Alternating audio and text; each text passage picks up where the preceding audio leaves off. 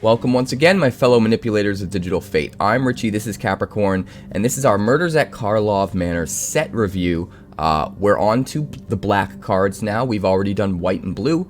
I'm going to link the links to those videos where we review white and we review blue in the About section down below, so check those out if you missed them.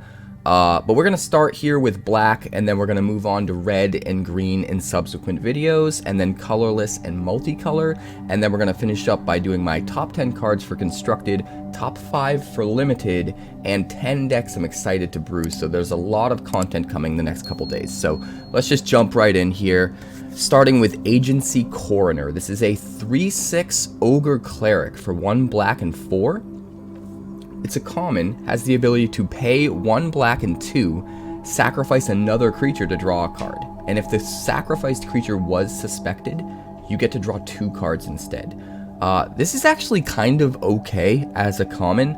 You're not going to want to put too many of these in a deck, but as your 22nd or 23rd card that you can grab later on in the draft, you know, as your 5-drop, this is a way to sort of turn your less than desirable creatures into card advantage later in the game. You can also use this ability at instant speed, so, you know, if you're swinging in with 3 dudes and one of them is just going to get blocked and eaten by their big dude or whatever, you can sack it in response before combat damage, and then, you know, you can get a draw off of it at least while the other 2 get in for damage. So you can do some shenanigans like that. You can chump block with something, sack it to draw. There's a lot of versatility here.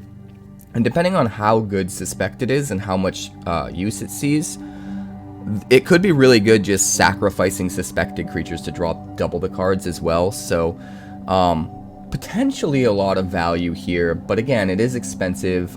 So maybe we just stick one at the top end of an Aristocrat style build in Limited. Could see some play.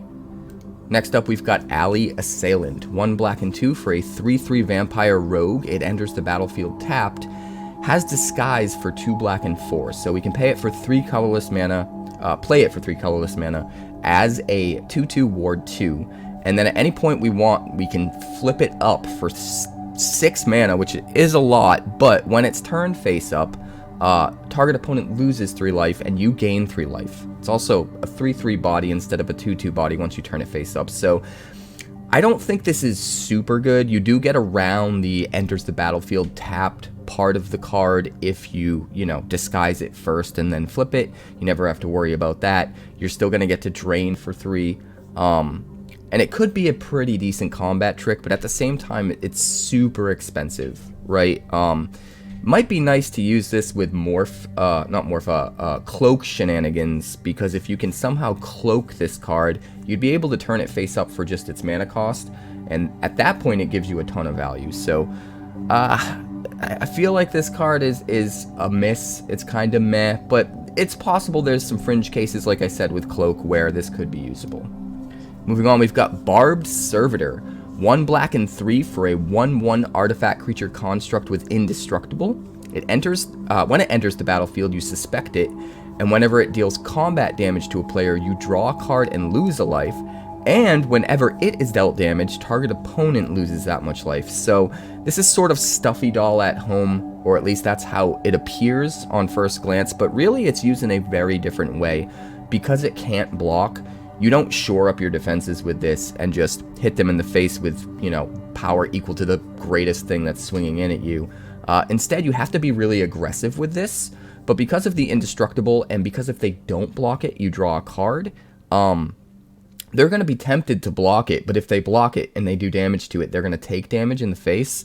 So at 4 mana, it is a little bit, it's a little bit expensive for a card that I want to use in a very aggressive deck, but this guy will fit best in an aggressive deck where you can be putting on the pressure on your opponent, be racing them, and be winning the race. If you ever have to turtle up and get defensive, this guy can't block, so it puts you in a very awkward position. That being said, in Constructed, I'm really excited to use this with some shenanigans like red sweepers that deal damage to the entire board, because this will do damage to the opponent as well, and then, you know, everything will die so it can swing in and not be blocked. You can draw a card. Seems like there's a lot of potential for a lot of value and a lot of efficiency there if it's used correctly. And when it's suspected, it has menace, so it's even harder, right? If they have to block with 2 creatures, they're doing twice as much damage to this guy, or maybe even more, as they normally would if they block it. So they're even more likely to let it go unblocked and let you just draw an extra card every turn. So it can be a lot of value and put your opponent in a really weird position, but at the same time, 4 mana is a lot, especially if you're on the back foot and you need to stabilize. Top decking this guy is going to feel kind of bad, so I could see it going either way. It could be really, really good in just the right deck that can abuse it. Otherwise, it could be a bit of a trap. Moving on, we've got Basilica Stalker. 1 black and 5 for a 3/4 vampire detective. With flying, whenever it deals combat damage to a player, you gain 1 life and surveil 1. And it also has disguise for 1 black and 4. I actually think this guy is halfway decent. I'm gonna take a quick coffee break right now. Nectar of the gods. I don't know what I'd do without it. A 3/4 flyer is pretty decent, especially if you're just getting this out early, and then, you know, flipping it up with its disguise cost, because then it's only 5 to get that 3/4 flyer, and being able to gain a life and surveil 1 every time you hit is some nice gravy. So as a common, I think this is a halfway decent splash card. I'm going to say that a lot with these disguise cards, because it's so easy to just play a splash color, like say black is your splash color but not your main color. It's really easy to play a disguise creature in that color, because even if you just play it as a 2/2 ward 2 and you don't ever get your black mana to flip it up, it's not a dead card, right? Normally when you're playing splash colors, there's a chance that if you don't draw that color mana, the card could sit in your hand for a while and not be able to be used. But with these disguise creatures, you can at least put them onto the field for colorless mana, and then if you do ever draw your black mana, you can then flip it up and start to really go to town with an evasive creature. So I think these disguise creatures are a little bit better than they seem at first glance for limited, and I think this guy is pretty decent at the common rarity. Moving on, we've got Case of the Gorgon's Kiss. This is 1 black mana for a case.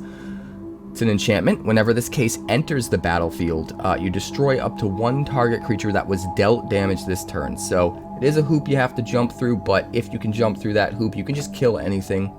To solve it, 3 or more creature cards were put into the graveyards period from anywhere this turn. And then when it is solved, it turns into a 4/4 Gorgon creature with Death Touch and Lifelink. That's wild. A 1 mana 4/4 Death Touch Lifelink is sick. You do have to find a way to flip this, but it's worth noting that it counts all creature cards going into any graveyards. So it's actually not as hard to solve this case as it seems on first inspection. Pun intended. Because say you swing in with like a 1/1, and they try to block it and chump it with like their bigger guy. You know, you play this afterwards, and because you dealt 1 damage with the 1 guy, their guy dies because of this. Your guy already died in combat, so that's 2 right there. All you have to do is find 1 other way to kill any creature or sacrifice 1 of yours, and all you've spent is just 1 mana that turn, so you have plenty of mana to do that. So I really think it's actually a lot easier to solve this than it looks. That 3 is kind of misleading because it's almost always going to grab you 2 right away, right? So in limited, I think this card's a slam dunk, and I'm super excited to use this in aggressive decks. I mean, a 4/4 Death Touch Lifelink for only 1 mana is bananas. So do not let this one slip under your radar. It could very easily be a sleeper, but it's absolutely bananas.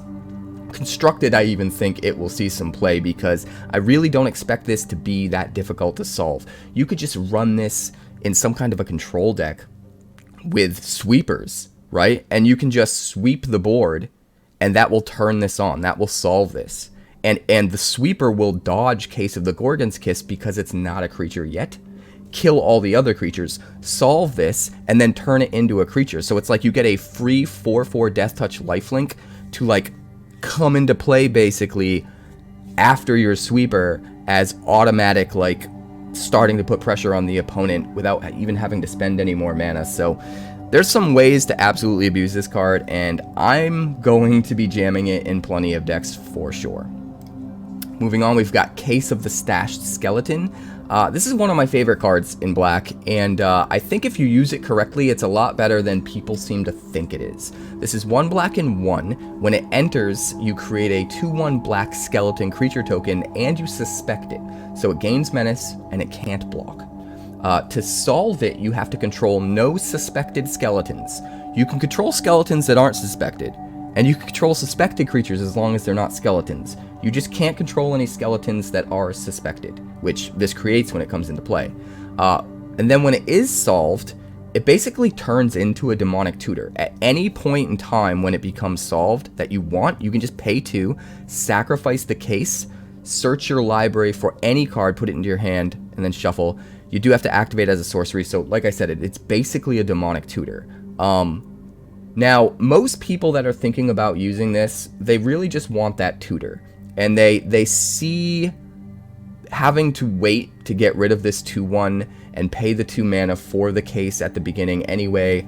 They see all of this kind of as a detriment and holding it back, and like it's taking too long to get to the tutor, so it's not going to be as good as you think it is. But I think you're looking at it all wrong.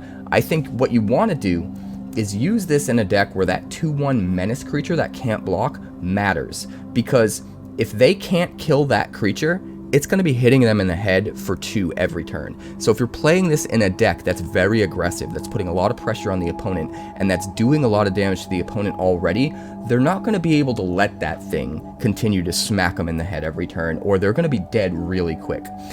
But if they deal with it, if they waste their removal spell on it, or if they kill it, which they have to double block, right, because of the menace in order to kill it, so some of your other creatures will probably get through in that combat.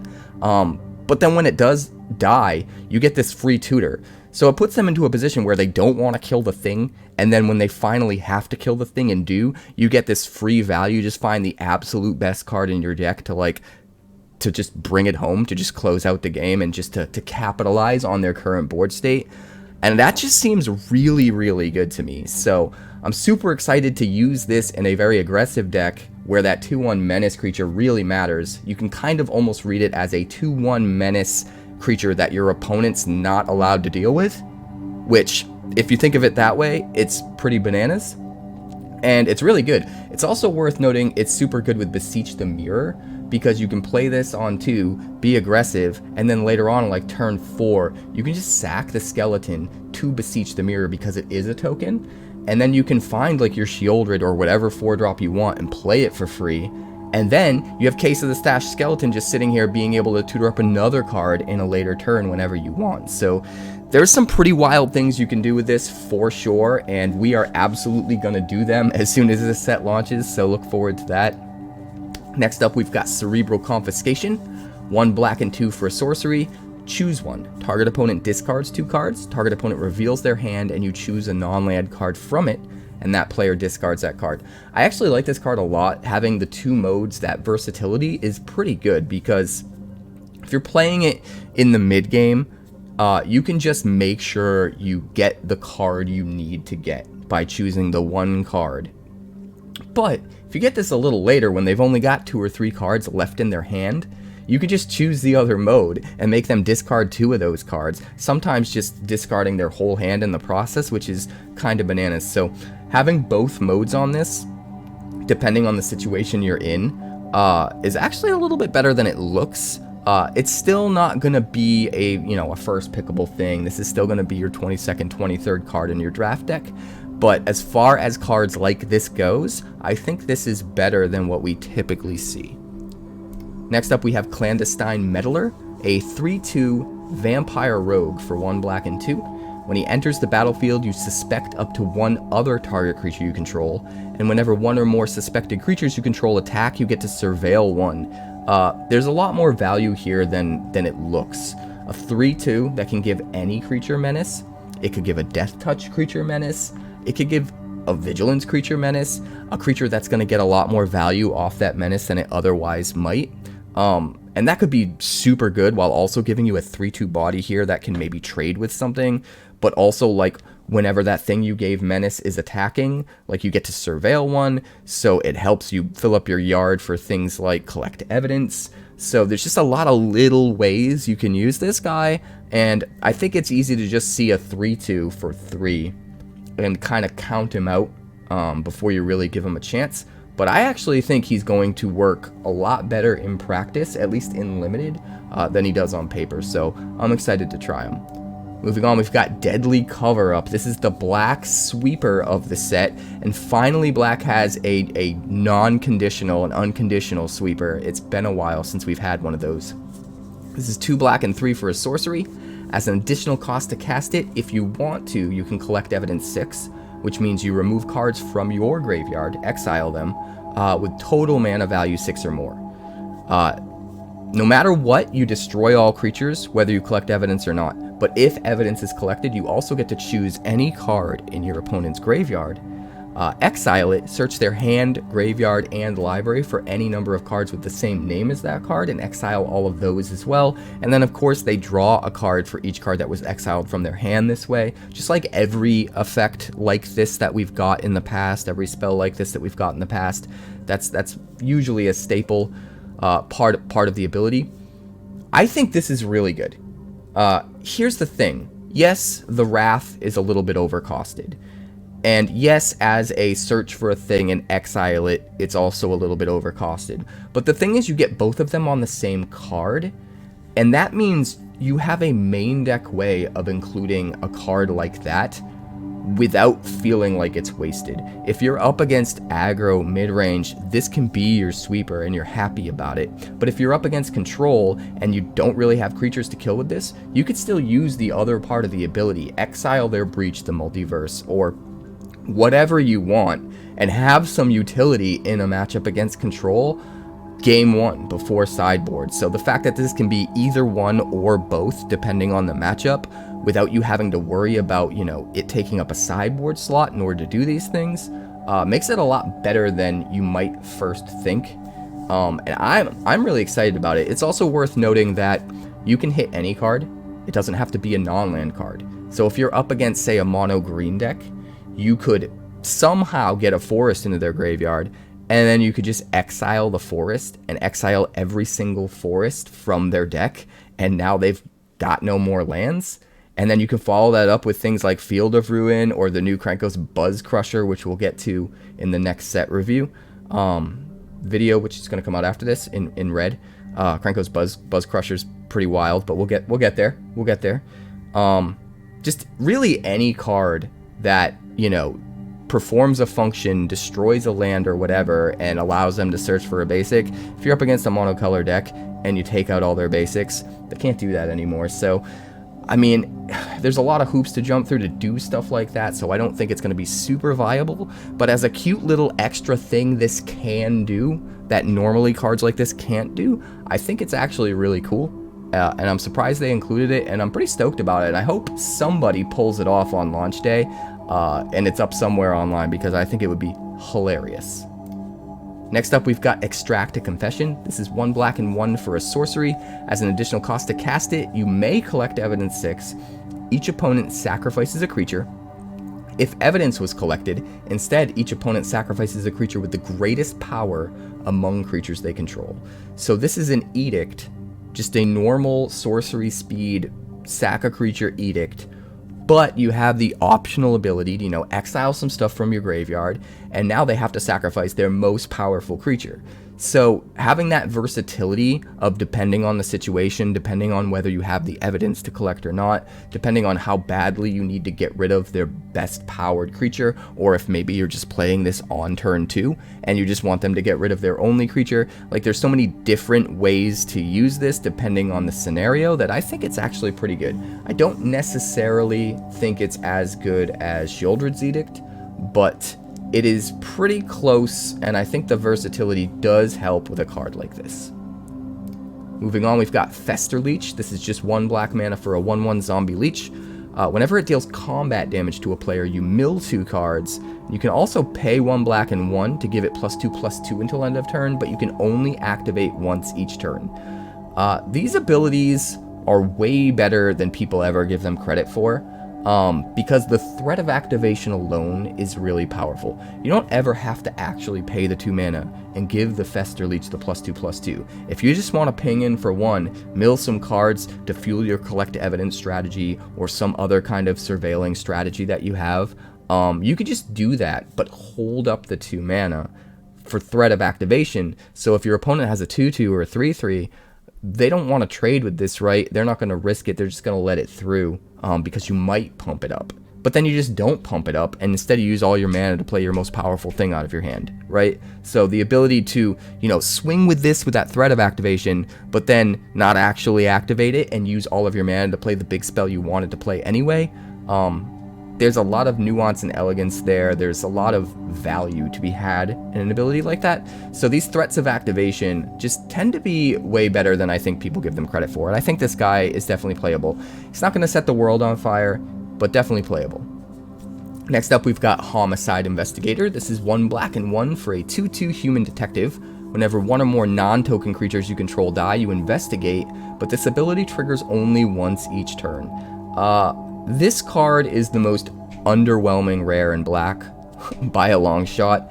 I mean, he's got 2 relevant creature types, so he has that going for him. Detective is super important in this set for sure, but he's still at the end of the day just a 2/2 that when he dies is gonna give you a clue token, right? If you manage to keep him around and your other stuff dies first, maybe you get a couple extra clue tokens. Maybe you take a sip of coffee because you're really thirsty and you've been talking a lot. Nectar of the gods. I want to like this guy more than I do, and it's possible that in conjunction with a lot of other detective and clue synergies within the set, he could be just way better than he looks on the surface. But my gut instinct tells me that this guy is just going to be kind of underwhelming, and most of the time he's just going to die in combat and give you a clue, and then you're probably behind and you don't have time to crack it, and it is what it is. But I'm hoping he turns out to be worth it. I'm hoping that detective synergies end up being so crazy that having just another one on top of all the ones you've already got in a detective deck is just going to be backbreaking, and that this guy's super useful. But, I mean, we're going to have to wait and see. Next up, we've got Hunted Bone Brute, 1 black and 2 for a 6/2 skeleton beast with menace. When he enters the battlefield, target opponent creates 2 1/1 white dog creature tokens. So that way they have basically 2 creatures that they can block this when it attacks with menace, and because it only has 2 toughness, it'll kill it. So it's kind of a balance. When the Hunted Bone Brute dies, each opponent loses 3 life. And then the real important part of this card is you can disguise it. So for 3 mana, it's coming in as a colorless 2/2 with ward 2, and at any point in time you can flip it up for 1 black and 1. And what is important to note about this card is that when you flip it up, your opponent doesn't get 2 dogs. They only get 2 dogs when this enters the battlefield as Hunted Bone Brute. So if you play it disguised, it's already in the battlefield. On the battlefield, but not as Hunted Bone Brute, so it never triggered that ability. And then when you turn it face up, it's not coming into play, it's just being turned face up, so that will also not trigger the ability. So you'll be able to get this 6/2 menace that will still give you 3, make your opponent lose 3 life when it dies, but you won't have the downside of having to give them dogs, which makes a 6/2 menace a lot better if they actually have to trade 2 relevant creatures for the Bone Brute in order to block it. So you do have a little bit of setup here, but with all of the disguised creatures that are running around, I do think there's room to have a bit of a slower format, and I think a card like this can really shine. Also, in Constructed, I think it'll be useful as just another good inclusion in like a fight rigging deck, where it's very easy to just get your hideaway to trigger automatically, get a free spell right away, right off the bat with this guy, because he's already got 6 power. So just another way to kind of make that deck work. We sort of have an embarrassment of riches right now when it comes to cards we can use with fight rigging, but another one, not gonna complain.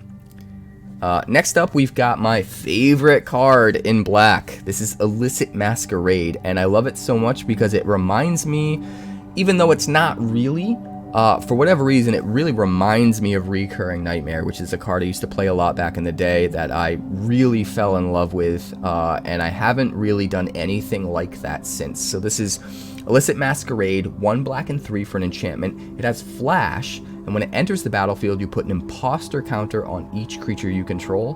Whenever a creature you control with an imposter counter on it dies, you exile it, and then you get to return up to 1 other target creature card from your graveyard to the battlefield. So what this basically does is allows every creature that's on the field on your side when you play this to essentially trade up for anything in your graveyard when it dies. And that could be anything in your graveyard. You can have an Atraxa in your graveyard, an Etali. You can sort of use this as a typical reanimation spell in a way, as long as you have a way of getting rid of those creatures on the field with imposter counters. You can just get the biggest, baddest, nastiest, overcosted creatures out of your graveyard and just put them right onto the field. But what's important to note here is you're getting multiple imposter counters. However many creatures you have on the field is how many imposter counters you get. So it's reusable, right? It's not just a one and done reanimation spell. Over the course of the next few turns, you can keep getting big nasties back out of the graveyard by sacrificing or just having your opponent remove certain threats that are in play that have these imposter counters on it. And I think the best way to use this is because it has Flash, you can just play it in response to a removal spell or in response to, you know, combat shenanigans where you know something's gonna die. So in response, you flash this in, give everything imposter counters, and then you get big nasties onto the field, and then your opponent's losing their mind, and then you've got some other creatures left over with imposter counters to trigger it more in subsequent turns, and it just completely goes off the rails. I feel like this card's gonna be super fun. There's so many decks I want to try this in. I want to try this with Zer in an Enchantments Matters deck with maybe like Hollowed Haunting.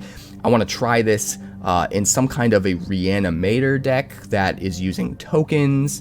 There's so many possible ways to abuse this card. I think the one thing that it has going against it is the fact that Sunfall is so prevalent and Sunfall exiles, and that just kind of makes this card a dead card, which is super painful to admit because I love this card so much, but Sunfall is everywhere. So I still think it's good enough, you know, that we can sort of build around it, and we can try to get some value off of it before the Sunfall hits, maybe when our opponent's just using normal removal. But Sunfall is going to be difficult to deal with in whatever deck is running this, but that's not going to deter me because the card is just so fun, and in the right scenario it's so much power that I have to brew with it. It's just going to be wild. Moving on, we've got It Doesn't Add Up. This is an instant for 2 black and 3. Return target creature card from your graveyard to the battlefield and suspect it. Now granted, whatever you bring back is going to be suspected, so it's going to have menace and can't block, so you can't do this as like a combat trick. Bring your big nasty back in the middle of combat to block their guy and blow them out, because it's not going to be able to block.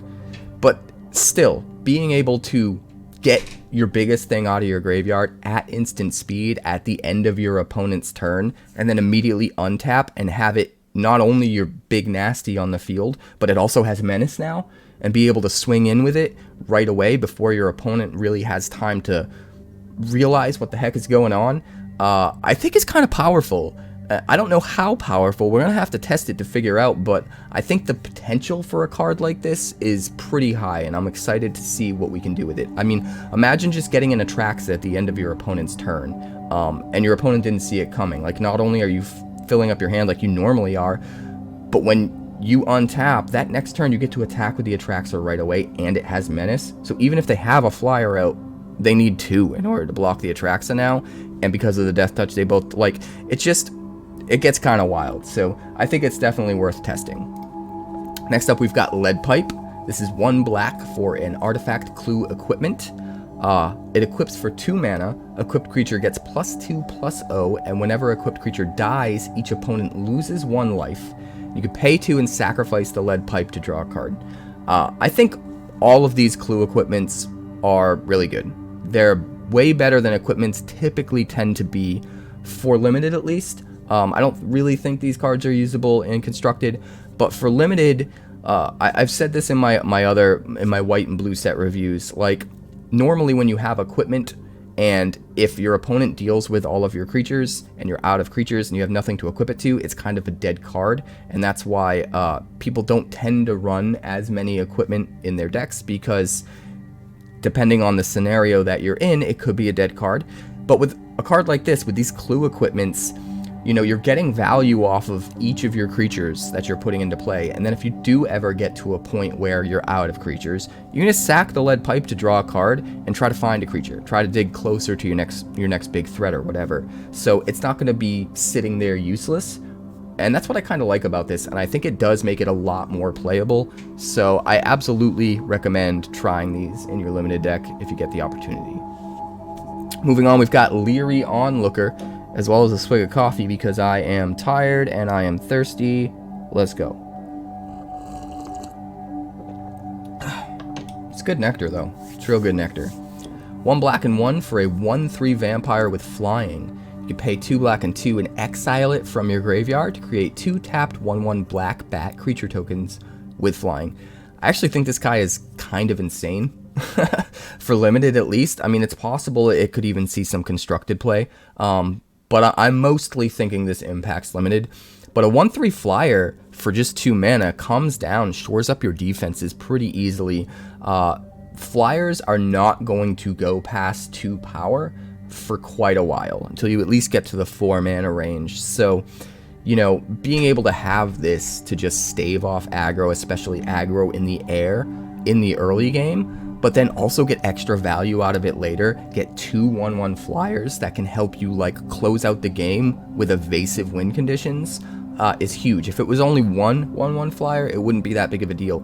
But the fact that you get 2 does mean it kind of turns into a win condition later on after it's dead, which is just really good. Like, even if you just, you know, trade with something, or even if you just have to eventually chump block with this to get it into the graveyard, but then you get your 2 1/1 flyers and can close out the game, it seems relatively powerful. But you also have the ability to do things like discard it to get abilities, and then it's just sitting in your graveyard waiting to be used to get 2 free bats later on. Well, free as far as not costing a card, not free as far as the mana, but it just seems really good in limited. Like, I think it's a slam dunk in limited. Like, absolutely grab one of these dudes and go to town. Next up, we've got Long Goodbye. This is 1 black and 1 for an instant. It can't be countered, and you destroy target creature or planeswalker with mana value 3 or less.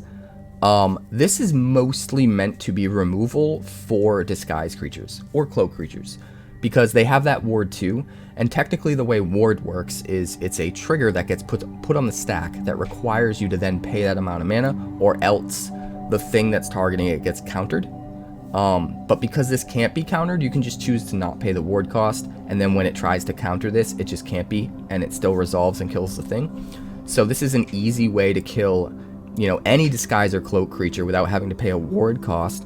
But it's also good to just kill any creature with mana value 3 or less, and typically mana value 3 and less creatures are really the meat and potatoes of most decks. So a lot of what your opponent is relying on curving out with and being efficient with is something that this can just hit at instant speed for 2 mana, with strict upside of just not being able to be countered if they happen to have counter spells as well. So the fact that it can do that, and it can kill the disguise and cloak creatures, this card is tier 1 removal for sure, which is why it's an uncommon and instead of common. So definitely pick it up if you can. Pick it up high, because it's going to be awesome, because disguise is going to be everywhere. Next up, we've got Maob Reconstruction. 1 black and 3 for a sorcery. It costs 2 less to cast if a creature card was put into your graveyard from anywhere this turn. And you return up to 2 target creature cards from your graveyard to your hand. So this is fine. 4 mana, get 2 dudes back is really expensive. But if any creature is put into your graveyard from anywhere, you can just play it for 2 mana. And it's a little bit better in that. So I guess if you're running a deck that has a lot of surveil, a lot of things that are self-milling, if you're trying to set up for collect evidence a lot, this card becomes a lot more usable. If you can consistently get that 2 mana cost reduction more so than not, this becomes way more usable. So I think in those specific decks, this goes way up in value, and you should absolutely try to run at least one. But if you're outside of those decks, it's just really overcosted, and I don't think it's going to really be worth the slot. So yeah, you might want to pass it up. Moving on, we've got arguably the best card in the set. I don't know, maybe. This is Massacre Girl, known killer. She's back. 4/4 legendary human assassin with menace for 2 black and 2. She gives all of your creatures Wither. All of them, including herself. Let's not forget that. It's not other creatures. It's creatures you control have Wither. So she has Wither. Every single creature on the field that you control has Wither. Whenever a creature an opponent controls dies, if its toughness was less than 1, you draw a card. This is insane. A 4/4 menace body for 4 by itself isn't all that bad, you know? But giving all of your creatures Wither is just nuts. If you're curving out with an aggressive curve, 2-drop, 3-drop, and then you slam this, you get value that turn, because your 2-drop and 3-drop that are attacking that turn, they've got Wither already, even though Massacre Girl can't attack herself when you play her. So you're able to use the value you get from Massacre Girl right away. You don't have to wait. If they end up killing her at sorcery speed on their next turn and she doesn't survive the whole turn cycle, you can still get a lot of value out of her before that happens, and I think that's key to evaluating the power level of this card. And then Wither's just nuts. Instead of dealing damage, they give creatures -1/-1 counters. So basically their damage that they do to creatures sticks around forever. But not only that, not only does it stick around forever, it also reduces the power of the other creature. That's something that's worth noting. It's not -0/-1 counters. It's -1/-1 counters. So all of your creatures just become way, way, way more powerful because their damage sticks around forever and reduces the creature's power that they hit, which is it's just nutty, even if they don't kill them. But any creatures that die in combat at all to your creatures will die at 0 power because of the Wither, or sorry, 0 toughness. So you will draw a card off that second ability. So when you think about it like that, every single creature that dies in combat with your creatures is going to let you draw a card. That's just insane. But then you can also use this with removal spells that are -X removal spells. The one I'm looking forward to using the most is Drown in Icor, because 2 mana, -4/-4 to something, kill it, draw a card off the Massacre Girl. But not only that, you have Proliferate, so all of the withering that you did prior to that, all of the -1/-1 counters that you put on stuff, they're all going to get an additional -1/-1 counter from proliferating with Drown in Icor. And then anything that dies off of that is going to draw you even more cards. So that card's just insane with this. I'm absolutely going to do it. And it's also worth noting that this is an assassin. So it's going to work really well in Assassin Tribal, which is one of the decks I'm in the process of brewing for launch day right now. And I'm super stoked about it.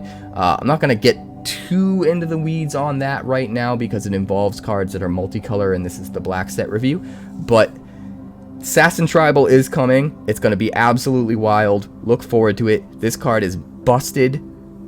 Grab it every chance you get. Grab it, use it every chance you get. Next up, we've got Murder. Can't have murders at KARLOV Manor without murder, right? Instant speed, destroy a creature for 3 mana. This is going to fill out your removal suite pretty easily at the common slot. You know, if you're lacking removal. What more can I say? Like, this is, I wouldn't quite say first pickable, but very, very high, right? Be able to destroy their biggest creature, their biggest bomb, and get out unscathed. It's always going to be valuable. So slam this in limited for sure. Constructed, 3 mana removal is just old hat, man. People have moved on to 2 mana removal, like power creep. Power creep's a thing, so it's not gonna make an impact in constructed, but limited, this will see play all day. Next up, we've got Night Drinker Moroi? The Island of Dr. Moroi? I don't know. 4/2 vampire with flying for 1 black and 3. That's honestly not bad in and of itself. But also, when it enters the battlefield, you lose 3 life, which is, I guess, kind of bad. But it has Disguise for only 2 black mana, which then makes it not bad again. So what you can do is you can play this as a 2/2 ward 2 for 3 colorless mana, and then at any point in time you just pay 2 black, flip it up into a 4/2 flyer, and you don't lose the 3 life because it didn't enter the battlefield as the Night Drinker. This kind of breaks the rule. Normally there is a rule where if the disguise cost or the morph cost, in the case of morph, is 5 or more, that's when the thing could possibly like flip up and blow you out as a combat trick. But if it's less than that, then it probably won't. This is only 2 mana and can easily kill a 4 toughness flyer without batting an eyelash. So this is going to be kind of wild. In the right scenario, this can just come out of nowhere and block and trade with your opponent's bomb, and they're going to be really, really mad about it. Or it can just flip into a win condition that's just going to put them on a 2-3 turn clock and close out the game for you. So I think this guy is way better than he might look. We'll just leave it at that. Next up, we've got Outrageous Robbery.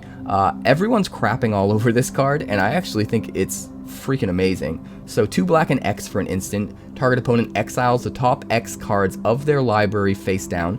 You may look at and play those cards for as long as they remain exiled. If you cast a spell this way, you may spend mana as though it were mana of any type to cast it. So Brain Geyser is a card that people used to run a lot back in the day. 2 blue and X, draw X cards. This is basically Brain Geyser, with the only stipulation being you have to draw the cards from your opponent's deck instead of your own, which is fine because it's breaking the color pie and going into black instead of blue, which is just crazy. Being able to draw X cards, Brain Geyser style, in black is bananas. I don't even care if they come from your opponent's library, but there's so much upside in this card that is so easy to miss. Like the fact that they are exiled instead of just actually being drawn means that you don't have to worry about your opponent discarding them from your hand. They're just there to cast forever. That means you can play things that require you to discard your hand and still have all these cards to play. Also, anytime you have an ability that triggers when playing something from exile, like Pia Nalar or Rocco Street Chef or Quintorius or whatever, they're all going to trigger off of every single thing that you play that you got with Outrageous Robbery, which is also kind of bananas. It's just, I feel like this just does a lot. Not only is it an X draw spell in black, but it's like there's all these little upsides baked in, and I absolutely want to build a Mardu play from exile deck with Outrageous Robbery because I think it's just going to be insanely fun and super busto. So I'm excited to do that, and this card is gnarly. Don't forget that this could just be played at instant speed. So you can hold up removal, and then if you don't need it, you just play it at the end of your opponent's turn. And that just makes this card even better. So yeah, play the card. Next up, Persuasive Interrogators. This one's kind of a bummer for me. This is a 5/6 Gorgon Detective for 2 black and 4. Very expensive. When it enters the battlefield, you get to investigate, so a little bit of upside, replaces itself with a card. Whenever you sack a clue, target opponent gets 2 poison counters. Now, when it was teased in Maro's teaser that was a line of text in one of the cards in this set, I thought for sure we were going to get a new Vraska Planeswalker. We were going to find out what happened to Vraska, and that was going to be some kind of an ultimate loyalty ability where you're allowed to put 2 poison counters on your opponent when you sack a clue. I thought for sure we were getting that card. Turns out we're just getting this uncommon Gorgon that has this ability, and it's really expensive. So I'm kind of bummed out about it. That being said, if you're in a deck that can make enough clue tokens, like, this can just win you the game. I think it's worth absolutely considering for limited, to be honest. Even though normally a card that's this expensive, that could just end up being a body sitting there, is not something I would normally recommend. If you're deep enough into clues, this thing just wins the game outright. All you have to do is sack 5 clues when this is in play, and it gives you 1 when it comes into play. So you only need 4 other clues, not 5. So you just win. It doesn't even matter how much damage they've done or what. You just win if you can do that. So I think if you're already gonna be in a deck with a ton of clue production, a lot of investigating, this makes, you know, perfect sense. Outside of that deck, if you're not really deep into clues, I don't think this makes the cut. Maybe as the 23rd card, you know, if you're short on playables. It's not completely awful because it does give you that clue token when it enters the battlefield, but it is super, super expensive. So I think maybe just the clue deck. Maybe just the clue deck. Next up, we've got Polygraph Orb. This is 1 black and 4 for an artifact. When it enters the battlefield, look at the top 4 cards of your library, put 2 of them into your hand and the rest into your graveyard. You lose 2 life. You can also pay 2, tap this, collect evidence 3. Each opponent loses 3 life unless they discard a card or sacrifice a creature. So this is kind of like the backside of Tergrid's Lantern, by itself, like sort of re-envisioned as a not legendary artifact. It's a little bit weird. It's really expensive at 5. But it kind of does a lot, right? It's a lot to wrap your head around. You get to basically draw 2 cards and then get this ability to make your opponent lose 3 life every turn unless they get rid of value. You just need enough evidence to collect. Now, it's worth noting that this collect evidence ability, when you see collect evidence 3, it kind of like triggers this thing in my brain that thinks like 3 cards. Like I need 3 cards every time I use this ability, which means, you know, that's going to snowball real quick and I'm going to run out of evidence. But that's not the case. It's just 3 mana worth of things. So if you have a ton of 3-drop and higher spells in your deck, like each one of those, you only need to exile 1 card and it counts as the collect evidence 3, right? So I think some of this collect evidence stuff is going to be a little bit more usable than it might first appear. If you have a lot of, you know, more expensive cards in your deck.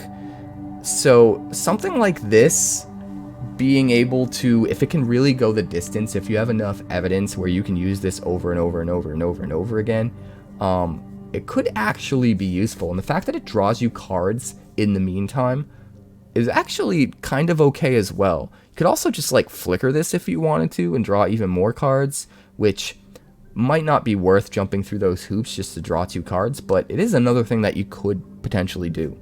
So I don't know, jury's kind of out on this card, but there is a lot of potential here in value over the course of a game if you can keep that ability going turn after turn and have enough evidence to just keep doing it. So pretty interesting. It also puts stuff in the graveyard as well as drawing you cards when you first cast it, so it helps fuel itself a little bit. Just a really interesting card that could turn up to be overcosted and not quite worth it, or it could end up being just like really good and a really easy way to just have a win condition in a deck that's super defensive and just turtles up. Next up, we've got Presumed Dead. This is 1 black and 1 for an instant. Until end of turn, target creature gets +2/+0 and gains, when this creature dies, return it to the battlefield under its owner's control and suspect it. Flavor-wise, I think this is my favorite card of these types of cards. We always get a card like this in every set, where, you know, you buff up the power of something and then it comes back when it dies. But this one coming back, being suspected, it's a nice flavorful touch, you know, coming back as a menace creature that can't block. The theme of, you know, being suspected works perfectly here, and I'm interested in actually using this in limited. I don't know how high I pick it. One thing that's really worth noting is because there's so many disguise creatures in this, you can use this with a disguise creature that you've played for 3 mana. That's just the 2/2 ward 2. And when it dies, it's going to come back as the normal front side of the card. So if you have really expensive creatures that are disguise creatures, you could really cheat them out into play with this, which that alone could make it really abusable and absolutely worth considering within some kind of a weird archetype in limited that does that. Or any of the cards that do this could be good to that effect in some kind of a constructed deck that tries to like cheat those sorts of cards into play. So really interesting. Next up, we have Repeat Offender, 1 black and 1 for a 2/1 human assassin. You can pay 1 black and 2, and if Repeat Offender is suspected, you put a +1/+1 counter on it. If it's not suspected, you suspect it. Interesting card. The ability is really expensive. So, and I think the problem with this ability is the first time you're using it, it's not really the kind of ability that has like threat of activation. It's not like you can swing in and then like, depending on what your opponent does, threaten to give this guy menace. Like that's not going to really, at that point it's going to be too late, you know. But after you get this thing suspected and it becomes a 2/1 menace creature, then you have a threat of activation where you can put counters on it every 3 mana you spend. And it's not limited to once a turn. That's the thing worth noting too. So if there's any kind of archetype where you're able to ramp and get a lot of mana quicker than you normally should be able to, you can absolutely use this thing as a mana sink and just make it bigger and bigger, and eventually it's just a really giant menace threat, which could be a win condition. So I kind of like that about it. I like that it's, you know, a 2-drop 2-power creature that theoretically, if you're out of gas, you can just turn into a giant menace win condition. So might make the cut in limited, probably a 22nd, 23rd card in that scenario, but absolutely worth testing, I think. Next up, we've got Rot Farm Mortipede, 1 black and 3 for a 3/4 insect. Whenever one or more creature cards leaves your graveyard, it gets +1/+0 and menace and lifelink until end of turn. Anytime anything at all, any creature at all, leaves your graveyard for any reason, you turn this into a 4/4 menace lifelinker. I think that's pretty good. It's going to depend on the deck, but in the right limited archetype, if you are really deep into like collecting evidence or anything that's going to exile stuff from your graveyard, where you can consistently trigger this more turns than not, swinging in as a 4/4 menace lifelink is no joke, man.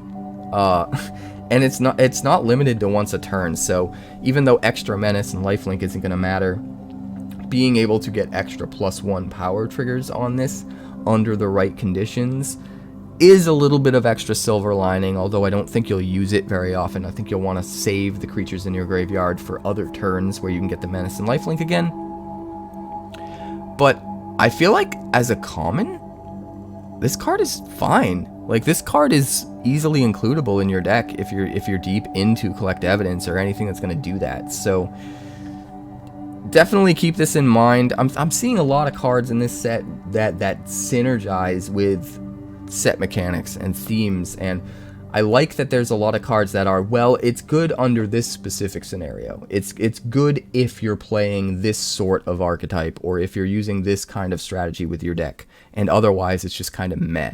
And it really kind of pushes you to want to strategize and be careful about how you build your limited deck and what kind of archetypes you build into, and certain cards become more or less valuable. And I think they are really doing a lot better of a job incorporating that kind of mindset into commons in this set, and that's kind of exciting, because if they're commons, I feel like the commons are just going to be a lot more useful than they might typically be just on average.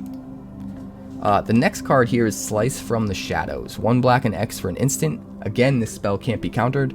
Target creature gets -X/-X until end of turn. So this is another way to remove a disguise creature without having to pay the ward cost. You know, you can pay a total of 3 mana, kill any disguise creature at instant speed, which is nice. But it also scales up. You know, you get the ability to kill bigger creatures by pumping more mana into it, and then also avoiding other types of counter spells like blue and stuff like that. So there's versatility in how this card can be used, which I like a lot. At the end of the day, it's just really meant to synergize with Massacre Girl. And with Massacre Girl, it's going to be pretty good. I think if you happen to open a Massacre Girl and have it in your limited deck, you absolutely want to be running as many of these as possible. It's just going to be perfect for that card. Next up, Slimy Dual Leech, 1 black and 3 for a 2/4 leech. At the beginning of combat on your turn, target creature you control with power 2 or less gets +1/+0 and gains Death Touch until end of turn, and takes a sip of coffee because throat is dry. Talky talk. Oh, these set reviews take a lot out of me. I like this card. That's about it. You know, it's interesting to note that if you're in the power 2 or less matters archetype, this is an interesting inclusion in that you'll have plenty of targets to hit to give this +1/+0 and Death Touch, but also bear in mind if you give a power 2 creature +1/+0 and Death Touch, it's going to turn off a lot of the other power 2 or less synergies or abilities that work with it, because its power is going to become 3. So you have to be careful in how you use abilities like this and how you build around it, but I still think it's super useful. Being able to give your worst creature +1/+0 and Death Touch every turn and just swing in and force your opponent to have to either deal with it or just take damage is kind of good, I guess. I like this guy. I'm going to try messing around with him in limited for sure. Next up, we've got Snarling Gore Hound. I actually like this dog a lot. This is a 1/1 menace dog for 1 black mana. Whenever another creature with power 2 or less enters the battlefield under your control, surveil 1. Now, it's important to note that it doesn't only trigger when you play a creature card. It's just any creature with power 2 or less enters the battlefield. So with token creation, things like Wedding Announcement, 3 Blind Mice, all those kinds of cards, this can just get tons of triggers. It's not limited to just once a turn either. So you can just dig through your deck super quick, find the key cards you need, put key cards in the graveyard potentially. I feel like the potential, the roof of this card is so high, and it's very easy to overlook that because it seems just really like nondescript, just a 1/1 menace for 1, like it's not going to do a lot. But even token creatures being able to trigger this ability and it not being limited to once per turn really allows you to set up for some shenanigans if you are building your deck around it, which is pretty cool. And then, like, even if you're just jamming this thing in limited, like, it's a 1/1 menace for 1. Like, it's going to give you a little bit of extra value. At some point, your opponent's going to have to deal with it. So, I think this is a pretty good doggo. He's a nice boy. He's a good boy. Next up, we've got Soul Innervation. Another removal spell you're going to want to jam as many of as possible if you're playing Massacre Girl. This is 1 black and 3 for an enchantment with flash. When it enters the battlefield, target creature gets -4/-4 until end of turn. So it's removal. It's instant speed removal. Whenever 1 or more creature cards leave your graveyard, each opponent loses 1 life and you gain 1 life. So every time a creature leaves your graveyard, you drain for 1. So this is going to be really good in that archetype, along with some of the other cards that are looking to capitalize off of that happening. So it's going to be really good with stuff like Collect Evidence, because every time you collect evidence and exile a creature, you're going to get to drain for 1. It's really cool seeing like a removal spell that has a bit of get there win condition sort of like built into it. But also keep in mind the fact that this gains you life too. So even if you're just like trying to race aggro, couple extra points of life gain here and there could really make all the difference in the world. So I think there's just like a lot that this does. 4 mana is a bit expensive, so I don't know if it sees play in Constructed, but in Limited it's absolutely a banger. You want to jam it for sure, and then maybe Constructed. We're gonna have to wait and see. Next card here is Toxin Analysis. 1 black mana for an instant. Target creature gains Death Touch and Lifelink until end of turn, and you investigate. I kind of love this card, because normally a card like this that gives your creature Death Touch, like you're kind of getting 2 for 1, right? You have to use the card that's giving Death Touch, and you probably lose your creature into combat as well, and you kill like their really big creature.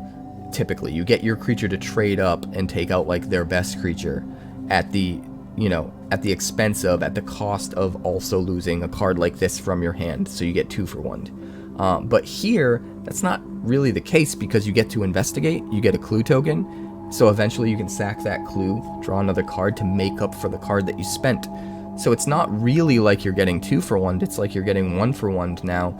And if you're able to 1 for 1 your worst guy and kill their best guy, and then also gain some life in the process too because of lifelink for just 1 mana at instant speed, like that actually seems really good. So I think this is another one of those commons that's better than it looks, and should absolutely see more play than I think it probably will at first, until people start to really catch on. Because like I said, that clue token, getting to draw a card to replace this later on down the line, is huge and very easy to overlook. So don't overlook this card. It's a contender. Undercity Eliminator, a 3/3 Gorgon Assassin for 2 black and 3. When it enters the battlefield, you may sack an artifact or creature, and when you do, you exile target creature an opponent controls. So A little bit of removal here, stapled onto a creature. 5 is a lot, but you can sack any artifact or creature, so you can like maybe sack a clue token or something like that.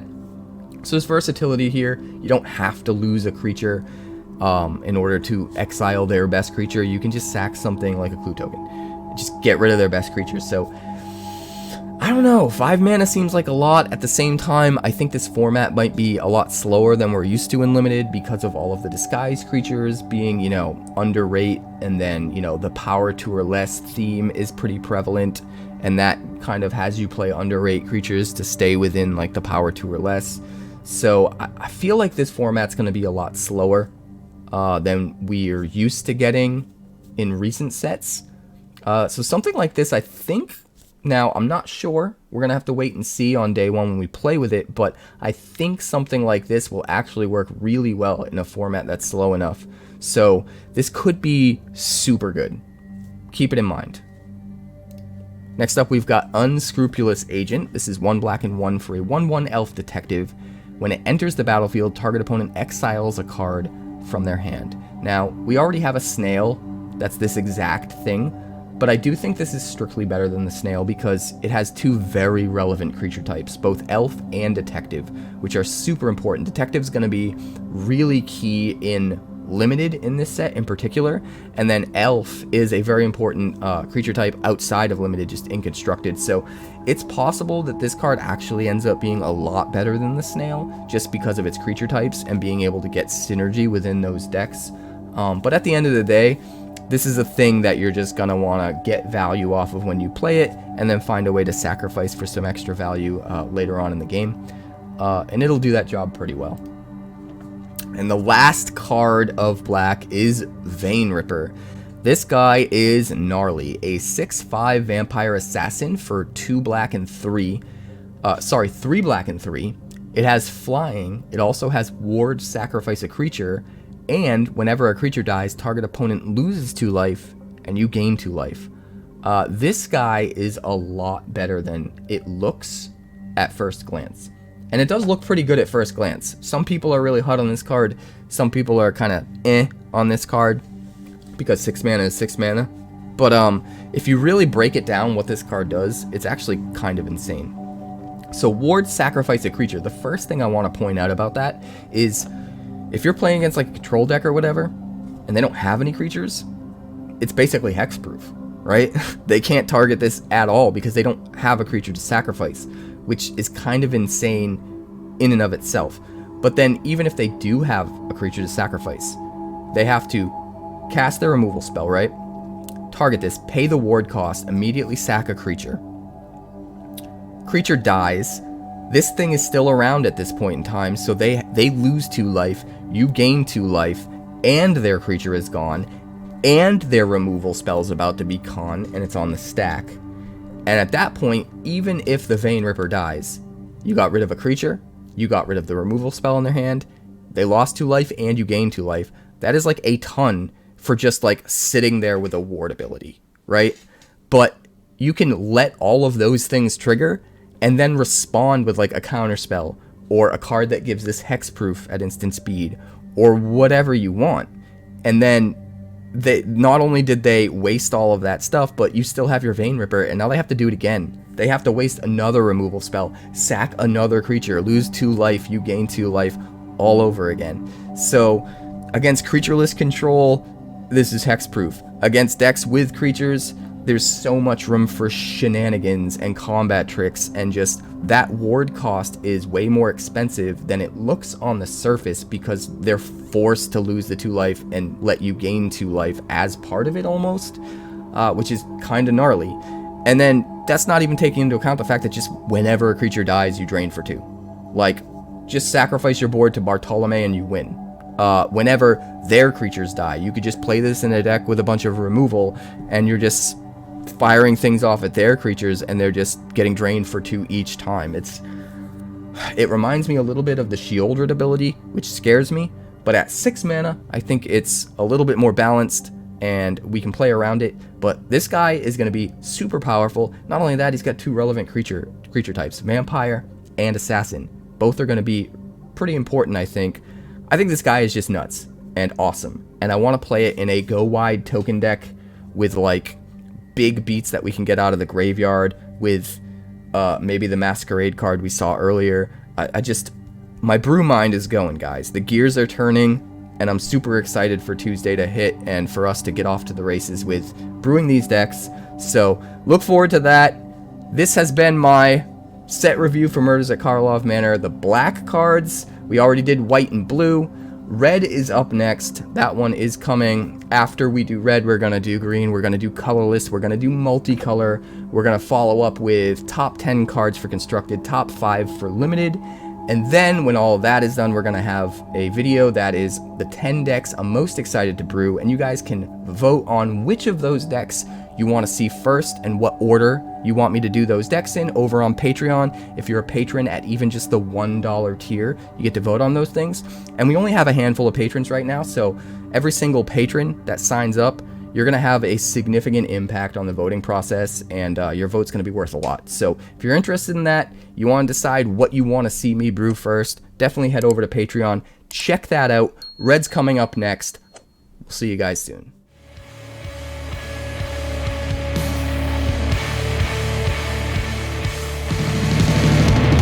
Thanks so much for checking out my channel. I'd like to give a huge shout out to all of my patrons over at Patreon. Without you guys, this channel would not be possible, so honestly, thank you from the bottom of my heart for all of your contributions. If you haven't yet, like and subscribe. The more likes we get and the quicker we get them, the bigger this channel will grow and the faster it will grow. I'd love nothing more than this channel to become something very special for you guys, but it's entirely up to you how fast that happens. Also, if you'd like more deck text, that's somewhere over there. And if you'd like to see what else the channel's been up to lately, that's somewhere up that way. Also, subscribe, circle below, do all the things.